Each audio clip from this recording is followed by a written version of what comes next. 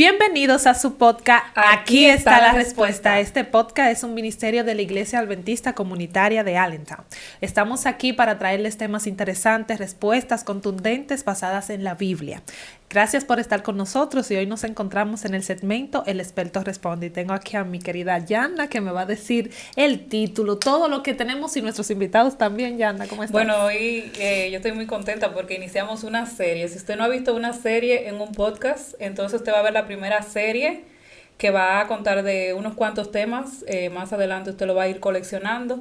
Y tenemos aquí al pastor Escoto y al pastor Lozano. El pastor Escoto nos visita desde República Dominicana, el pastor Lozano, el pastor de nuestra iglesia, y están aquí para dar respuestas claras y contundentes. Y es un tema muy, muy, muy interesante. Vamos a hablar de la inmortalidad del alma, ya. Wow. Vamos a ver si el alma es inmortal, si muere en algún momento, qué es lo que está pasando con ese tema. Así que vamos a la primera Vamos pregunta. a ver si podemos ir tranquilos a los cementerios de noche, si pasa algo, si no. Vamos a descubrir todo eso en esta serie. ¿Quién? Si sale alguien, ¿quién es?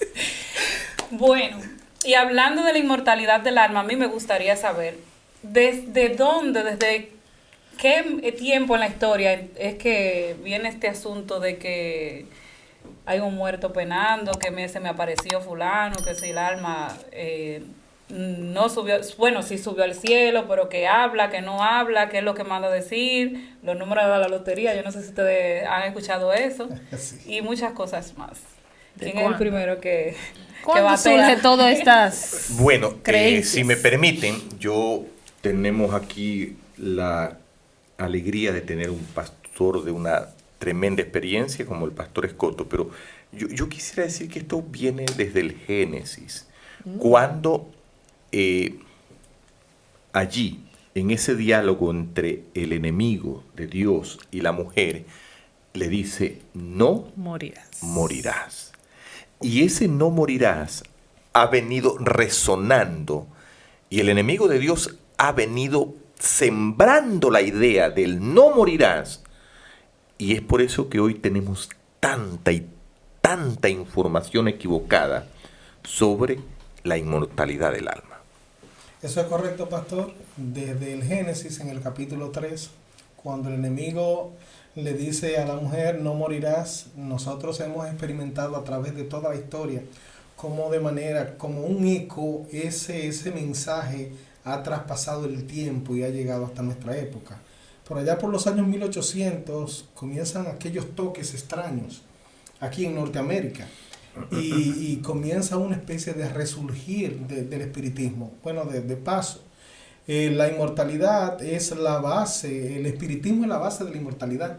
Y hoy en día usted ve en las películas, en los cartoons, en las series, en todo lo que se hace en televisión, Hollywood y demás, ustedes van a ver, por todos los lados va a estar el tema de la inmortalidad del alma. Eso es algo que nosotros continuamente lo estamos viendo en todas las series, películas, cartoons, etcétera, etcétera. Así que en esta oportunidad nosotros quisiéramos tratar de hacer una especie como de apología. La apologética o la apología es una especie de defensa, una defensa a lo que es la doctrina bíblica con respecto a la naturaleza del hombre, que es precisamente lo que nosotros como cristianos adventistas del séptimo día creemos sobre la naturaleza del hombre. Y es importante porque Primera de Pedro, capítulo 3, versículo 15 dice, sino santificad a Dios el Señor en vuestros corazones y estad siempre preparados para presentar defensa con mansedumbre y reverencia ante todo el que os demande razón de la esperanza que hay en cada uno de vosotros. Me llega a la mente nuestro primer tema en el podcast, yo no sé si tú recuerdas, sí. Diana, que ahí, si usted no lo ha visto, puede ir a ver para que tenga un contexto más amplio de lo que estamos hablando hoy. Y habla sobre qué es el alma viviente, porque Exacto. todo el mundo habla de eso. Pero también a mí me llega a la mente que este tema de la inmortalidad del alma llena un vacío emocional, porque nadie se quiere morir.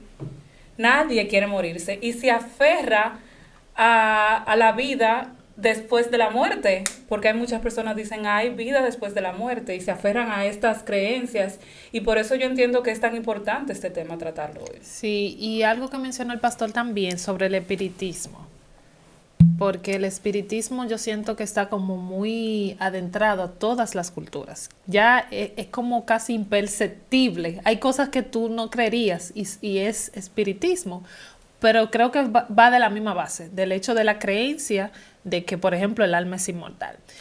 En la Biblia, pastor, tenemos el caso de Jesús que narra, vamos a decir, un relato, y en ese relato podemos ver pinceladas de este tema, porque habla de una persona que aparentemente fallece, otra que está en un lugar. ¿Por qué Jesús tocaría esta parábola del rico y Lázaro específicamente estamos hablando? El contexto nos dice que Jesús estaba dirigiendo a fariseos, que ellos creían que la riqueza fundamentalmente era producto de que eran bendecidos por Dios. O sea, yo soy rico, yo tengo la bendición de Dios, tú eres pobre, tú no tienes la bendición. Y la Biblia dice, y escuchaban esto los fariseos que estaban en ese contexto. Así que el Señor Jesús narra una historia para dar una enseñanza fundamental, una historia muy conocida. No necesariamente era la creencia de quien narra la historia, pero usa la historia para dar una enseñanza. Okay. Que eso es vital. En la narrativa de Jesús nosotros vamos a encontrar eso. Y no solamente en Jesús, sino también en otros rabinos que se dedicaban a contar historias para poder dar ilustraciones sobre algún aspecto que ellos querían recalcar. Quizás algo más que a lo tan acertado que dice el pastor, era que una de las situaciones que había en los días de Jesús era que, si bien es cierto, militarmente Roma dominaba no todo lo que era el área de Palestina y todo lo que era Judea, Samaria, militarmente Roma dominaba, pero filosóficamente, ideológicamente, Grecia dominaba. Entonces, en el pensamiento griego ya estaba entretejido eso de la inmortalidad del alma. Y voy a decir algo más. Ese pensamiento griego ha permeado el mundo con Aristóteles, Platón y todo eso hasta el día de hoy, que ha arraigado una creencia.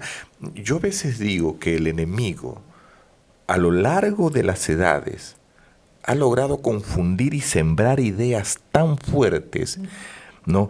Y a mí me llama la atención un Jesús tan sabio que conoce ese auditorio que él tiene y usa, ¿no?, una parábola de acuerdo al contexto cultural, ideológico, para traer una verdad eterna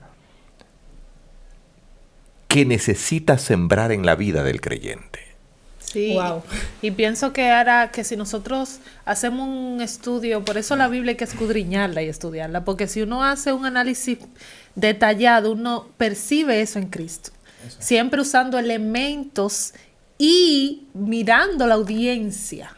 Su enseñanza era muy propia para la audiencia a la que él quería llegar, o sea que tiene mucho sentido que esta parábola fuera a dar un toque a esas personas, a ese grupo en específico que tenían esas creencias, y como el pastor decía, por eso de los romanos heredamos muchas cosas hechas. Los acueductos que hicieron los romanos, lo que no sé qué que hicieron los romanos, pero ¿qué tenemos de los griegos? Literatura. Literatura, filosofía. Incluso muchísimas palabras que nosotros tenemos hoy en nuestra lengua castellana derivan del griego. Cardía, todo el mundo sabe que tiene que ver con el corazón. Phobos, todo el mundo sabe que tiene que ver con miedo, de fobia. Ustedes saben, o sea, el griego, y precisamente el Nuevo Testamento fue escrito en griego koiné, que era la lengua que circulaba en ese entonces, más importante. Entonces se aprovecha todo esto para entonces Jesús dejar una enseñanza. Y yo quiero, amigo, decirle ahora mismo que si usted está parado, se siente. Y si está sentado, que se acueste. Y si está acostado, que se agarre. No, que se agarre bien para que no se caiga. Porque en este podcast, esta primera parte de esta serie, de una serie de temas, vamos a tratar tal vez por primera vez en este lugar, la parábola del rico y Lázaro de manera literal. Sí, vamos a ver qué ocurre cuando nosotros literalizamos lo que es la parábola del rico y Lázaro. Yo prefiero llamarle el relato. Vamos a quitar la palabra parábola. Exacto. Ahora no la vamos a utilizar. Okay. Vamos a utilizar el relato o la perícopa que habla del rico y Lázaro y vamos a tratar de verlo desde una perspectiva literal. Y entonces, mirándolo así, usted podrá hacer comparaciones con la palabra y usted se sorprenderá cuando usted haga las comparaciones, viendo el relato desde la óptica literal. Así que hoy, pastor y damas que están con nosotros aquí, nosotros pretendemos ver el relato de manera literal. Y sería bueno que nosotros, para tener el contexto, podamos leer el relato, Yaina. Sí. Podamos leer el relato que se encuentra en el libro de San Lucas.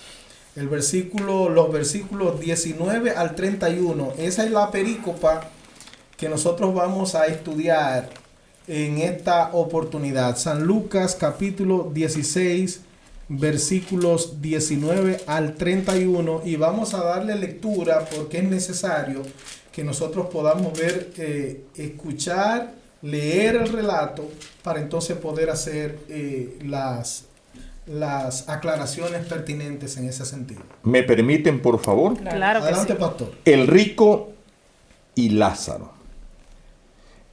Solo quiero decir algo. Miren que cuando uno va para los evangelios, en esta porción de la Biblia, por alguna razón no aparece la palabra parábola. Muy bien, pero sigamos. Dice, Interesante. había un hombre rico que se vestía de púrpura y de lino fino y hacía cada día banquete con esplendidez. Había también un mendigo llamado Lázaro que estaba echado a la puerta de aquel, lleno de llagas, y ansiaba saciarse de las migajas que caían de la mesa del rico, y aún los perros venían y le lamían las llagas. Aconteció que murió el mendigo y fue llevado por los ángeles al seno de Abraham. Y murió también el rico y fue sepultado. Y el Hades alzó sus ojos, alzó sus ojos, estando en tormentos, y vio de lejos a Abraham y a Lázaro en su seno. Entonces él, dando voces, dijo: Padre Abraham, ten misericordia de mí, y envía a Lázaro para que moje la punta de su dedo en agua y refresque mi lengua, porque estoy atormentado en llama. Pero Abraham le dijo: Hijo, acuérdate que recibiste tus bienes en tu vida, y Lázaro también males. Pero ahora éste es consolado aquí, y tú atormentado. Además de todo esto,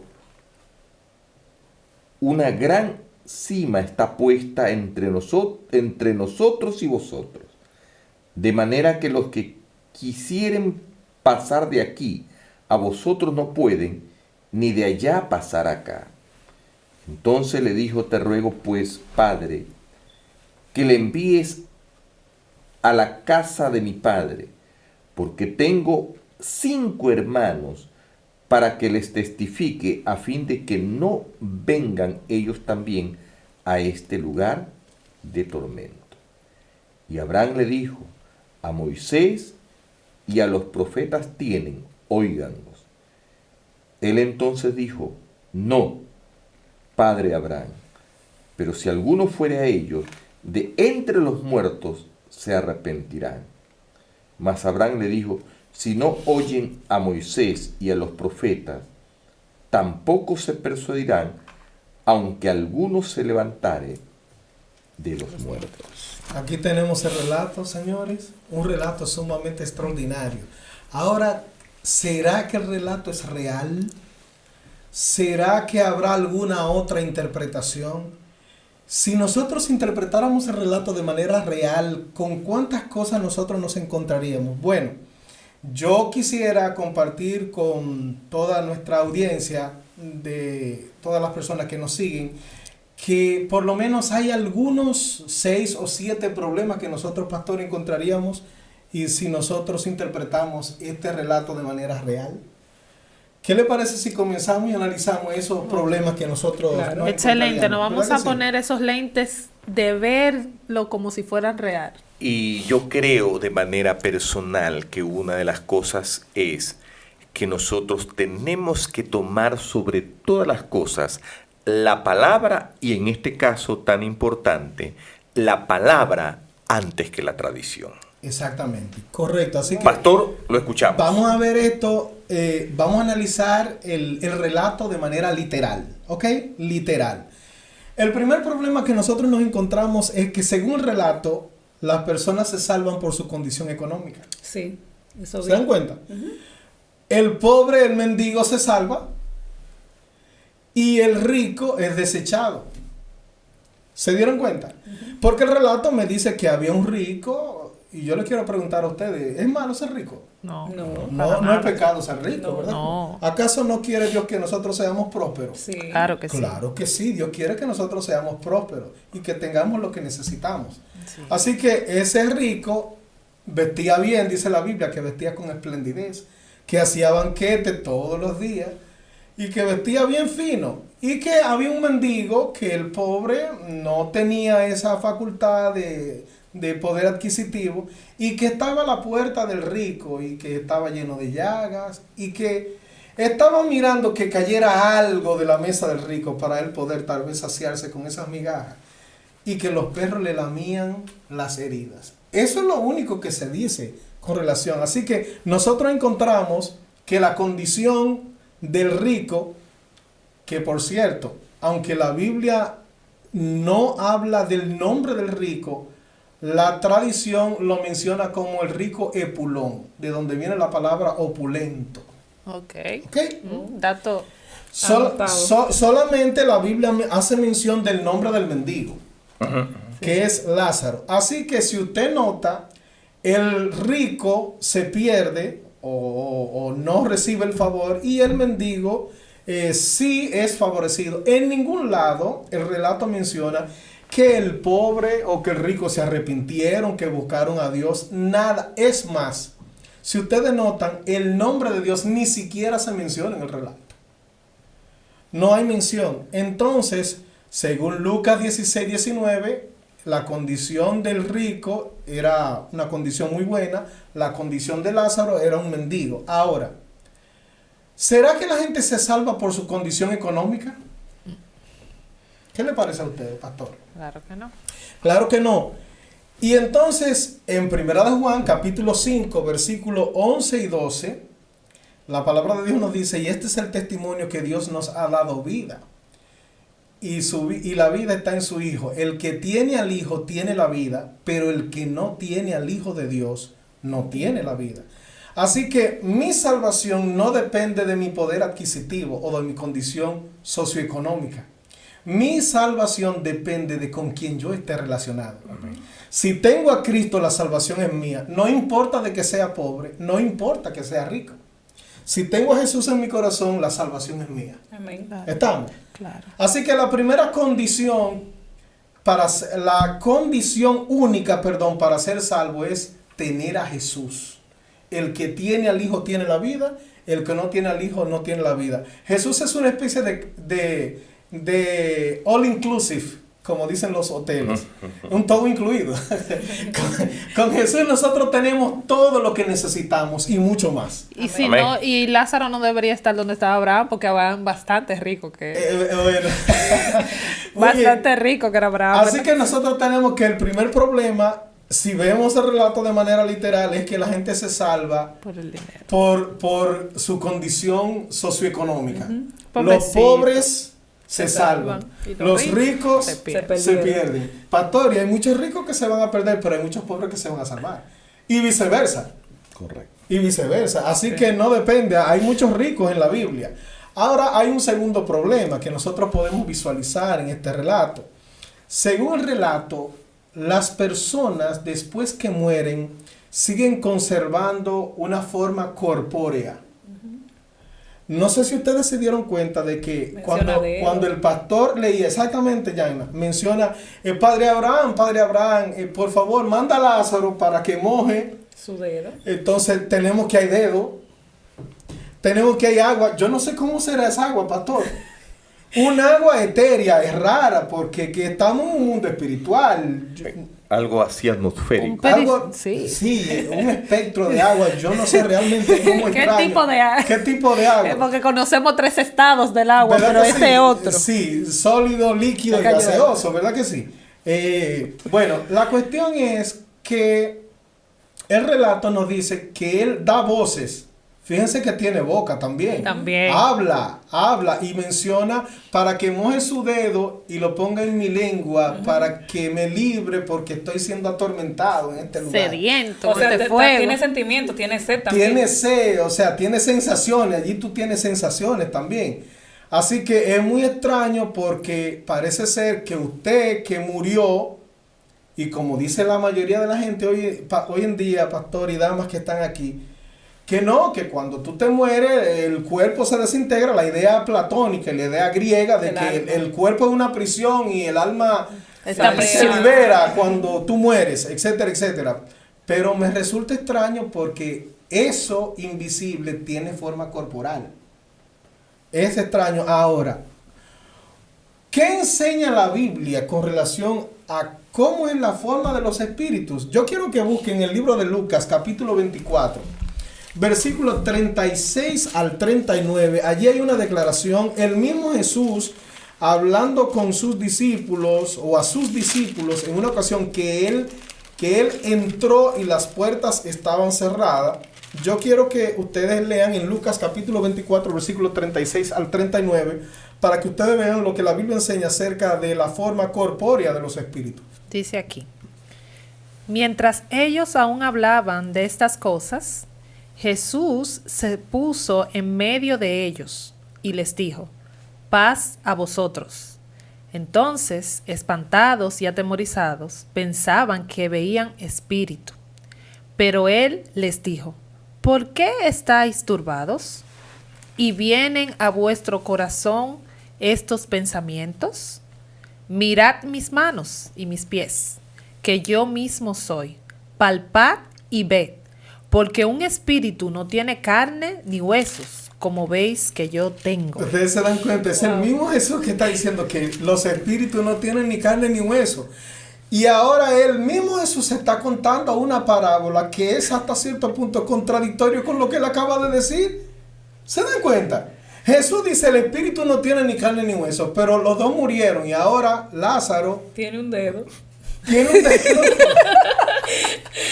Hay una boca que habla. Bendito dedo. Hay una boca que habla y hay sed y hay lengua. Entonces, ven ustedes cómo hay contradicciones, O yo prefiero decir, en el mundo teológico no se hablan de contradicciones, sino de tensiones. Hay tensiones que la gente quizás puede decir, pero mira, la Biblia se está contradiciendo. Y no, la Biblia no se contradice. El estudiante serio de la Biblia tiene la idea y tiene que mantener la idea de que la palabra de Dios no se contradice porque fue inspirada por el mismo Dios a través del Espíritu Santo. Así que hasta el momento hemos visto dos problemas, ¿verdad? Sí. Dos problemas. Número uno, los pobres se salvan. Los ricos por simplemente ser pobres. Por ser pobres ya se salvó, por ser ricos se perdió. Ok, el segundo problema es que parece ser que las personas cuando mueren, esa forma que sale, que la gente mal llama alma, sigue teniendo forma corpórea. Okay. Y ya hemos visto que la Biblia dice que no. Exacto. Pero hay un tercer problema. El tercer problema, ¿ustedes recuerdan a dónde fue llevado el pobre, el mendigo? ¿A qué lugar fue llevado? De Abraham. Al seno de Abraham. Mientras que el rico fue llevado a un lugar de tormento. Implícita la idea de que los justos o los buenos van al gozo y que los malos van a qué cosa? Al tormento, al castigo.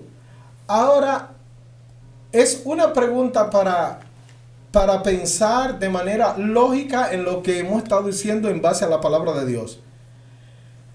¿Dónde, si los justos van al seno de Abraham, dónde fueron todos los justos que murieron antes que Abraham? Ay. Si el seno de Abraham no existía. Interesante. Aquí está la pregunta.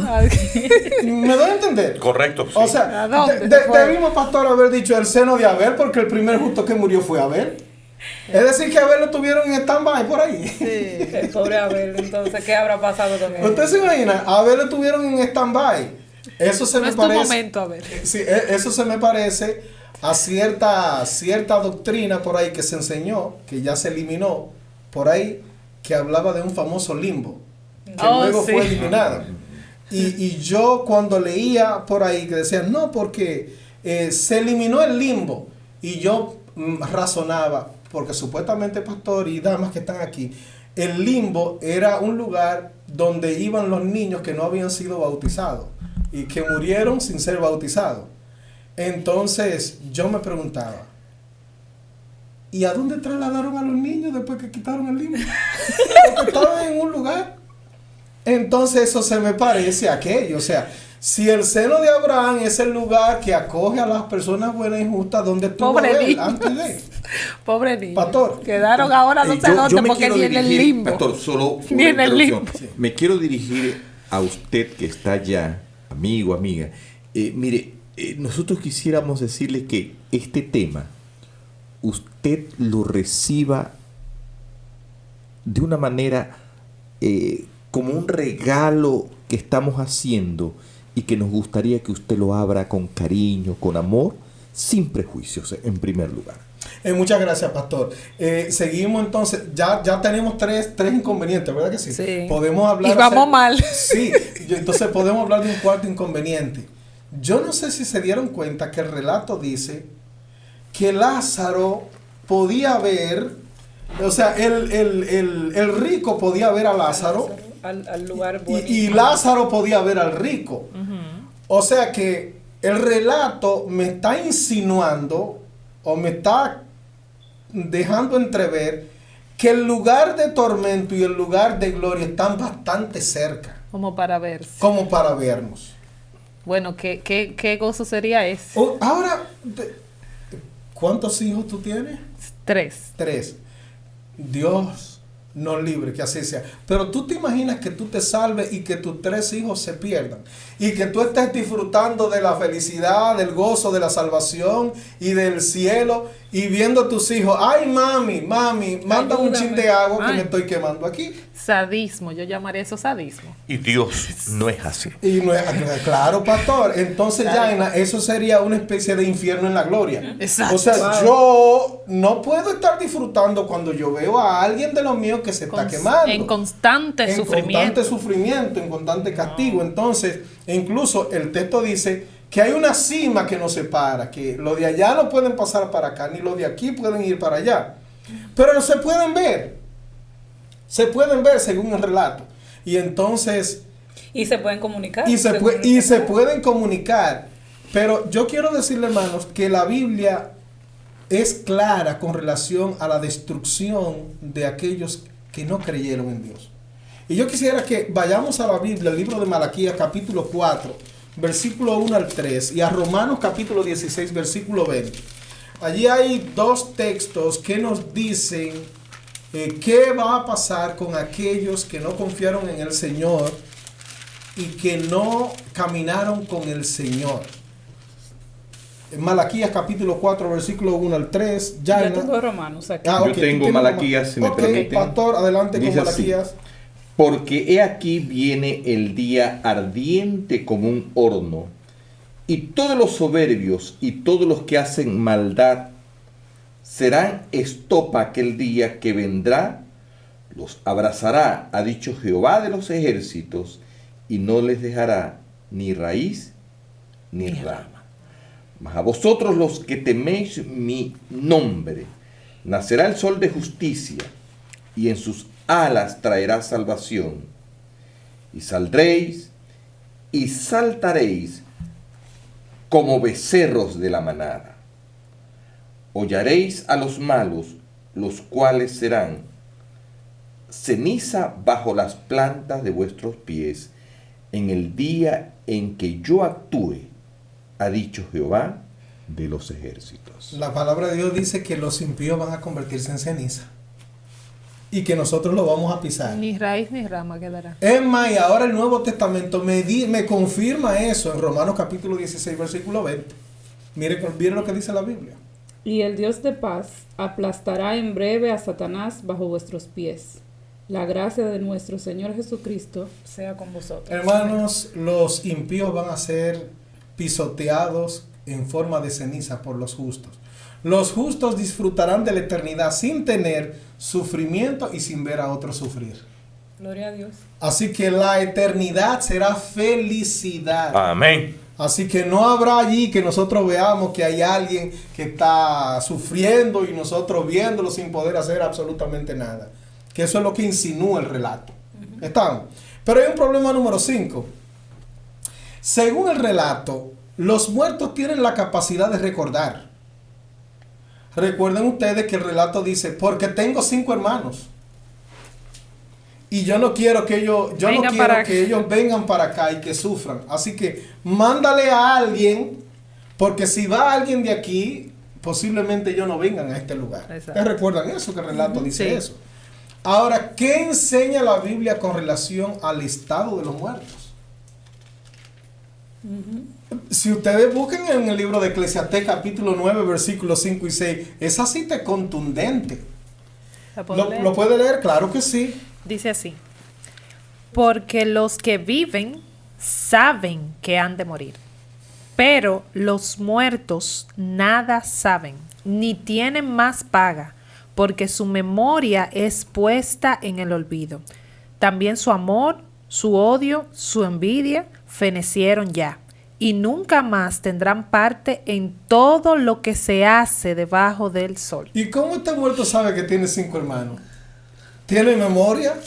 Y que deben de arrepentirse. ¿Tiene sentimiento? ¿Y cómo es eso? Si la Biblia dice que no, que su amor, su odio y su envidia fenecieron ya y nunca más tienen parte en lo que se hace debajo del sol.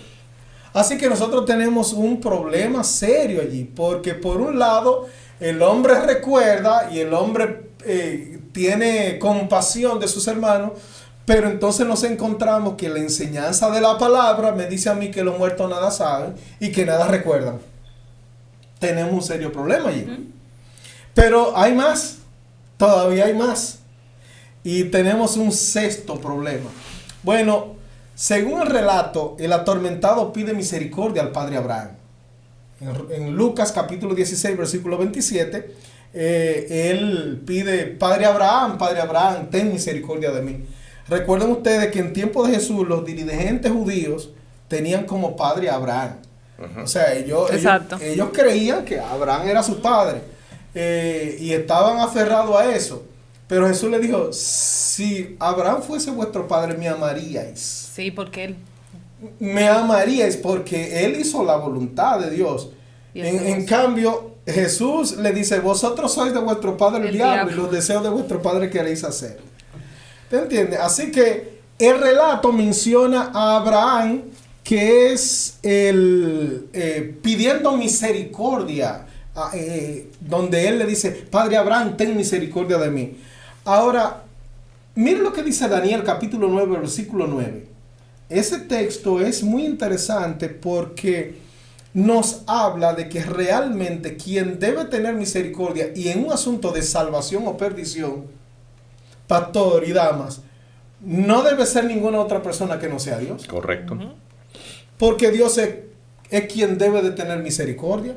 Daniel 9:9, ¿qué dice? De Jehová nuestro Dios es el tener misericordia y el perdonar, aunque contra él nos hemos rebelado. Entonces parece extraño que en un asunto tan serio como cuestión de salvación, yo acuda a otra persona para que tenga misericordia de mí, cuando yo debiera clamar a quien tiene misericordia de los pecadores, que es el Señor. Claro. ¿Qué le parece a usted? Se me hace muy interesante, pastor.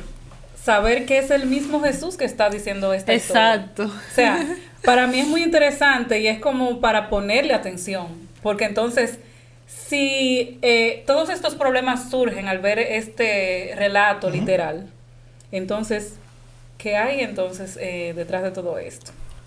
Bueno, sigamos avanzando y vamos a ver qué cosa hay, porque lo que queremos es, como decía el pastor, a nuestros amigos que nos están mirando ahí, queremos que usted, mire, que usted investigue lo que nosotros estamos estudiando aquí. No lo dé como un hecho, no nos crea. Sea como los cristianos bereanos, que cuando le dijeron algo investigaban para ver si esas cosas eran así.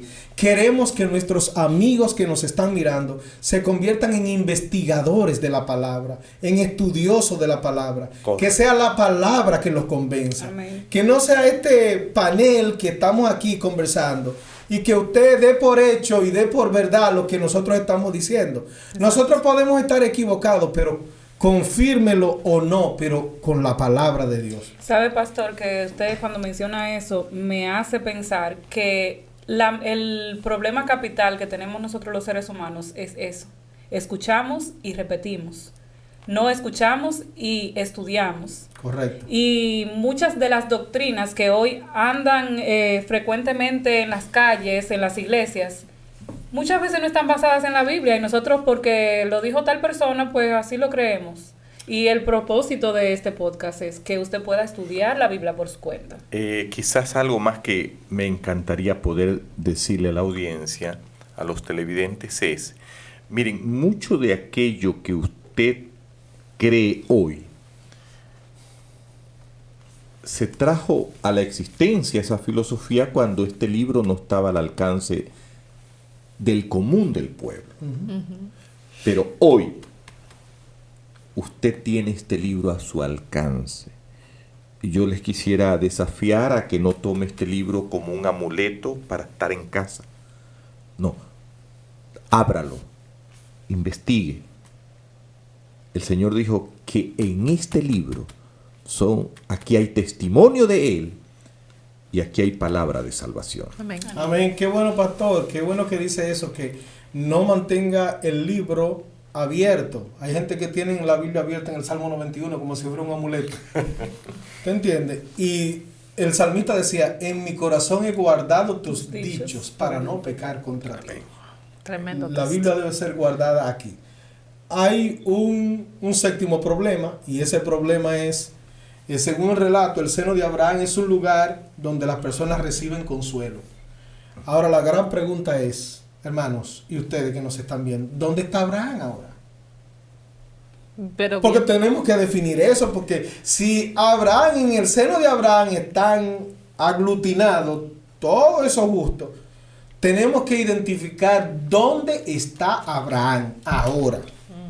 Y eso es importante que nosotros lo definamos a la luz de la palabra de Dios. Vamos a buscar Génesis capítulo 25, versículos 7 al 8. Y vamos a ver Hebreos capítulo 11, versículo 8 y versículos 13 al 16. Ahí vamos a definir dónde está Abraham. ¿Qué dice la Biblia? ¿Dónde está Abraham? Génesis 25, 7 al 8. Y Hebreos capítulo 11, versículo 8 y versículos 13 al 16. Leo en Génesis 25, 7 y 8, dice así. ¿Cómo dice la palabra? Y estos fueron los días que vivió Abraham, 175 años, y exhaló el espíritu. Y murió Abraham en buena vejez, anciano y lleno de años, y fue unido a su pueblo. Esa expresión fue unido a su pueblo es que fue reunido con aquellos ancestros que ya murieron. O sea que se murió, ya lo enterraron. Murió. Así que ¿de cuántos años murió? 175 años. Lleno de días, murió. Pero usted ahora pensará, pastor, él murió, pero él está allá arriba. Y el seno de él es bastante grande que recibe a todas las personas buenas.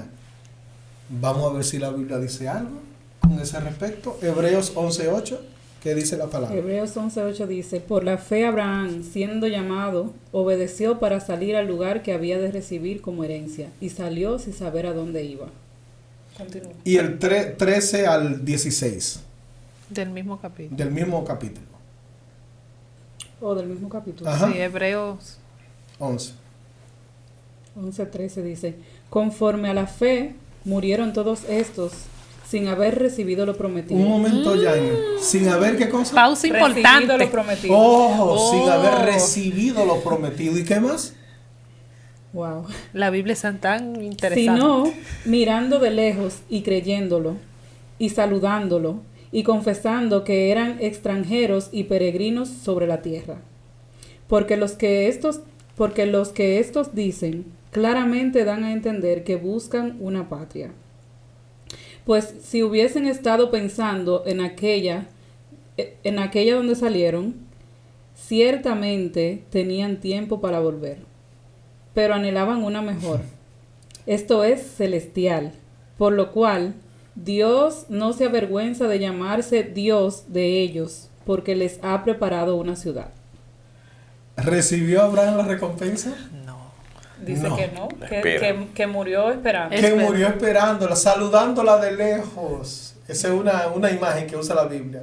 Como diciendo, por la fe yo creí, pero pronto voy a recibir la promesa de parte Y de Job Dios. en su momento también dijo que él estaba diciendo, yo sé que en carne yo Sí, veré. a mi Redentor. Así que, señores, ustedes ven, si ustedes notan, nosotros hemos estudiado el relato de manera literal. Pero si estudiamos y asumimos el relato de manera literal, nos vamos a encontrar con serias contradicciones que no soportan realmente la exégesis de un investigador serio de la Biblia, porque la Biblia no puede tener contradicciones. No hay contradicciones. Así que crear una doctrina de un trozo de la escritura, ya sea una perícopa, un versículo, sin tener en cuenta el contexto general de la Biblia sobre tal asunto, crea una interpretación confusa, pastor y damas que están aquí. Un texto sin su contexto es un pretexto. Así que nosotros podemos concluir arribando ya al final de esta presentación, de que dadas las aparentes contradicciones que tiene el relato de Lucas 16, del 19 al 31, con el contexto general de las escrituras, nosotros no podemos interpretar ese relato como algo real. Eso significa que hay que darle otro tipo de interpretación. Pero eso será tema de la próxima. Así que, amigos, si usted quiere saber la otra cara de la moneda, vamos a sintonizar. Estos temas van a salir semana por semana. Y si usted tiene algún amigo que necesita escuchar, ver este tema y estudiar con usted, pues compártalo. Acuérdese que aquí está la respuesta. Y la respuesta está en la palabra de Dios. Dios te bendiga. Nos vemos en la próxima. Adiós.